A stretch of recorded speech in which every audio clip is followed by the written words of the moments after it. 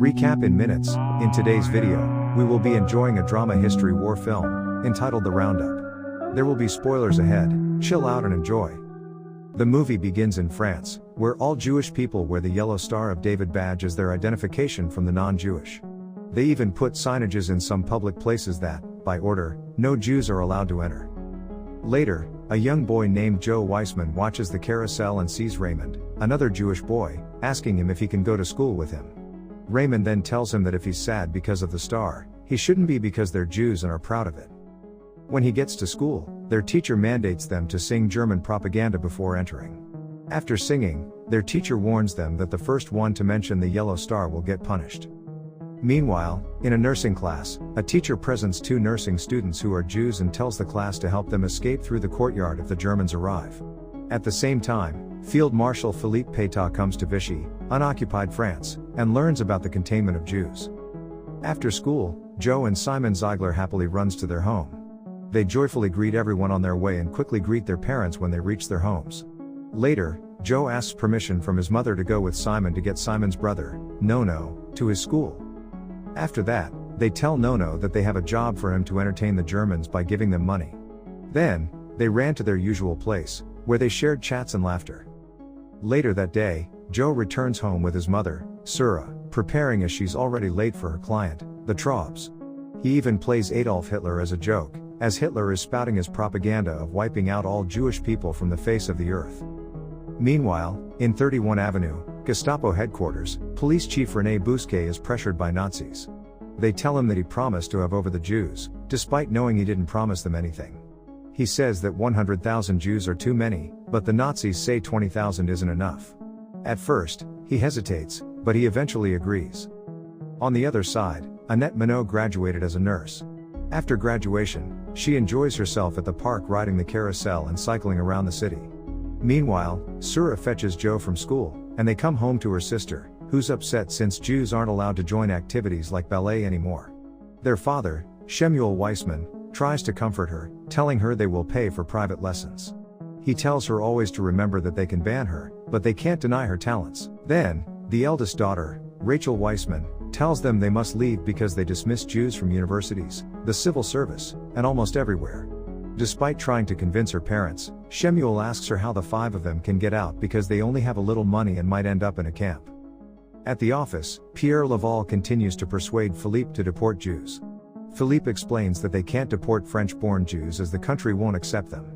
However, Pierre tells him to turn it to their advantage and deport the stateless ones. According to him, he'd feel no dishonor in deporting them to Germany's territories for Jews in the East.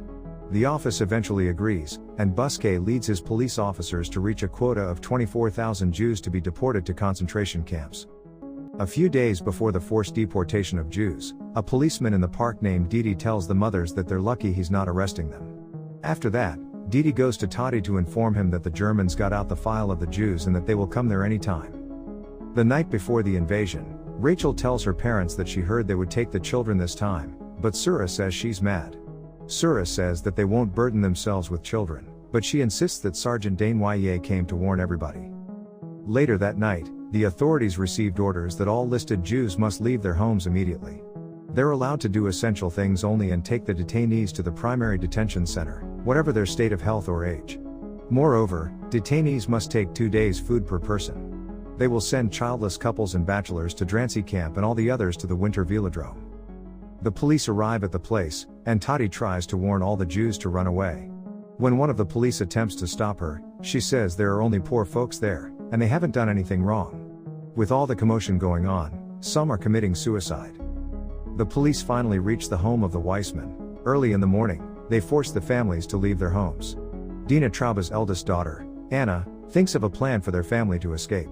She lets her mother and sister go through their attic while she buys them time to run.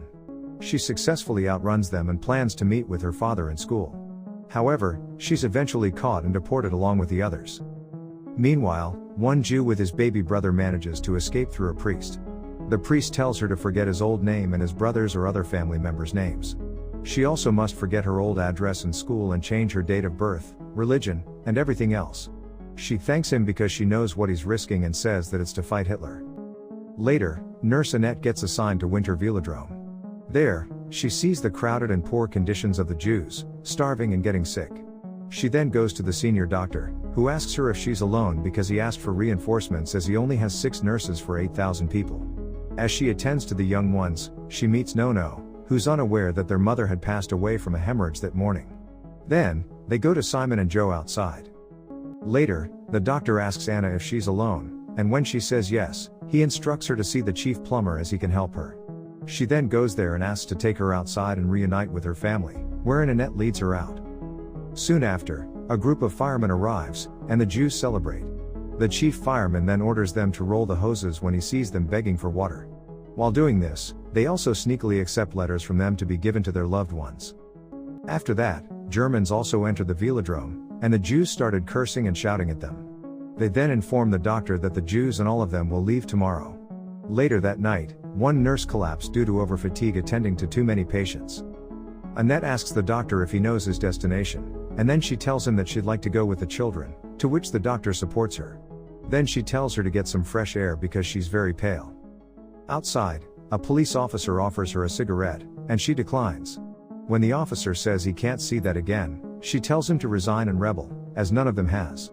However, he says that it's easy for her to say, but because he's a soldier, he could get shot, and he has kids. Suddenly, they quickly take away the Jews to ride trains. Later, while walking, they start to sing. As they reach the Beaune La Rolanda Interment camp, their singing stops. When they get inside where they will be staying, Joe complains that it's hot and stinks there, which Shemuel thinks may be from the people before them. Meanwhile, Nono asks Annette when her mother will return, and she says that her mother's tired from delivering his brother. Then the rest of the boys came to get Nono to play with them. Later that day, the nurses serve them the food, and Annette notices nothing in their soup, pointing out that they won't last long with that and that the bread rations are too little. As the Weissmen are eating, Joe spits his food behind a guard. The guard tells him to get up, and he slaps him, causing Shemuel to rush to the guard, but the other Jews stop him as the guard is armed. At night, Shemuel sees Joe by the window, who seems to can't sleep. So he comes to him and blames himself for not listening to his eldest sister and protecting them. On the other hand, Annette is writing a letter to their superiors regarding the sanitary situation and how they live in malnutrition and neglect unworthy of their institutions. She invites them to see for themselves and says that after 3 weeks on the detainees' diet, she lost over 14 pounds. Dr. David then comes to her to tell her that she can't keep starving because they need her there and that he's relying on her when he's gone. The following morning, she goes to Mr. Perfect. However, even though she meets him, she feels weak on her knees. She then tells him that she wrote him a letter, but he never wrote back, but now he sees the situation. The following day, Annette's superiors brought sponge cakes to the camp along with vegetables. The Jews and nurses danced to the music on the radio while the guards observed them from a distance. The following morning, police officers woke them up and told them they were leaving. All Jews are required to go, including Dr. David, so Annette tells him that she could ask to get replaced or go with the convoy. However, Dr. David says they only send Jews to the east. Before leaving, the female Jews throw their jewelry in the toilet, saying they would get them down the drain if the Germans wanted them. When the guards check them one by one, they discover a woman hiding money, so the guard beats her up. As they give away their jewelry, they see Dina and her daughter getting rushed to give away their belongings. Then, one guard pulled an earring from Dina's daughter's ear, making it bleed. When the female and the children go outside, they notice that the men are on the other side. Then, the guard announces that the younger children won't be leaving the day due to a lack of rolling stock, which causes everyone to get mad. However, the soldiers forcefully take the children from their mothers. Later, Annette arrives with the rest of the children, and they tell them to return to the barracks. Annette then tells them they're lunatics because they can't leave children without their mothers. Unfortunately, the guard orders the other guards to escort her back to the barracks. After that, Joe goes to Simon and Nono to tell them he's getting out. But Simon says he'll only leave with Nono and offers that they will carry him alternatively. Unfortunately, Simon says he can't because he has a hernia and tells him to take the chance. In the end, Joe and another kid named Joseph Kogan escape the camp with the help of the others and Nurse Annette. On the day of the children's deportation, the police wake Annette and the rest of the children as they leave. But Annette gets mad because they're forcing even the ill children to leave. All of a sudden, she faints. When Annette wakes up, she finds a doctor from Beaune taking care of her. She then tells him that she needs to leave, but the doctor stops her as she has a raging fever. On the other hand, the children go. Annette tries to insist, But the doctor says she can't do anything. He tells her that upon arrival, they will gas them and murder them, just like what happened to their parents. She fights through her weak body and cycles to save the children, but she's already too late. Moments later, Joe and Joseph see the train that contains the children.